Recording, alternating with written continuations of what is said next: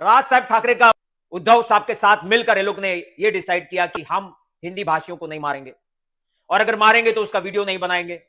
ये डर गए हैं, राज साहब ठाकरे डर गए हैं। रस्सी जल गई पर बल नहीं गया। डर गए। अरे डर क्या होता है ना, उनको मालूम नाही पहिली बात तो. आणि भीती काय असते ना, तू ते राजसाहेबांना सांगू नको, तुझ्यासारखे 100 गिळून घेतील ते. आणि पहिली गोष्ट, तुला जर डरचा सामना करायचा असेल ना, तुझ्या बोली भाषामध्ये तू साहेब बोलतो साहेबांना, तर भीती तुला ही आहे की चुकून मी काय उलटं सुलटं बोललं की मला एकदम मग विचार कर बाबा. पहिला सांगतो, हायस राजनीती करतोय कर, पण तू ज्यांच्याबद्दल बोलायला लागलाय ना, त्यांचं लेवल काय आहे, तुझं लेवल कायच नाही त्यांच्यासमोर.